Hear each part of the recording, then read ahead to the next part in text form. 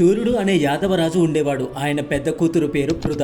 శూరుడు తన కూతురు పృథను తన మేనత్త కుమారుడైన కుంతిభోజునకు సంతానం లేని కారణంగా పెంచుకోవడానికి ఇచ్చాడు. పృథ కుంతిభోజుని ఇంటిలో పెరుగుతూ వచ్చింది. ఒకరోజు మహాముని దుర్వాసుడు కుంతిభోజుని భవనానికి వచ్చాడు. పృథ చేసిన సత్కారాలకు సంతుష్టుడయ్యాడు. ఆమెను చూసి, కుమారి, నీకు ఒక మంత్రం ఉపదేశిస్తాను.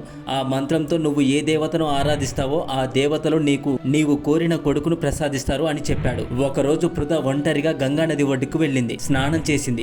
సూర్యుడికి అర్ఘ్యం విడిచింది. అప్పుడు ఒక ఆలోచన వచ్చింది.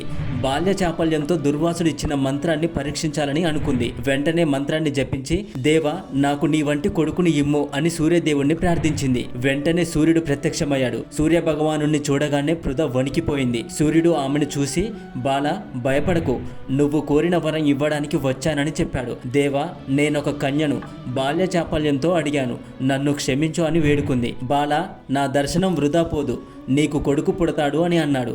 దేవా, నాకు ఇంకా పెళ్లి కాలేదు. ఇప్పుడు నాకు గర్భం వస్తే నా తల్లిదండ్రులకు మొహం ఎలా చూపించగలను అని అడిగింది. నీ కన్యత్వం చెడకుండానే నీకు పుత్రిని ప్రసాదిస్తాను అని చెప్పాడు. వెంటనే ఆమెకు సహజ కవచ కుండలాలతో కర్ణుడు పుట్టాడు. సూర్యుడు వెళ్ళిపోయాడు. చేతిలో బిడ్డతో కుంతీదేవి నిలబడిపోయింది.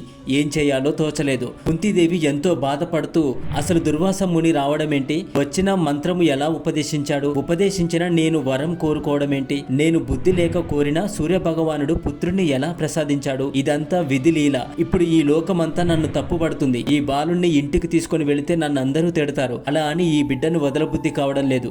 ఏం చేయాలో తోచడం లేదు అని కుంతీదేవి చింతిస్తూ ఉంది. ఇంతలో అమూల్యమైన బంగారము, రత్నము, మణులు గల ఒక పెట్టె నదిలో తేలుతూ వచ్చింది. కుంతికి ఒక ఆలోచన వచ్చింది. వెంటనే ఆ బిడ్డను పెట్టెలో పెట్టి నదిలో విడిచిపెట్టింది. ఆ పెట్టె అలా నదిలో తేలుతూ పోతూ ఉంటే ఒక సూతుడు దానిని చూశాడు. పెట్టెను ఒడ్డుకు తీసుకొని వచ్చి తెరిచాడు. పెట్టెలో బంగారము, రత్నములు, మణులతో సహా బిడ్డ కనిపించాడు.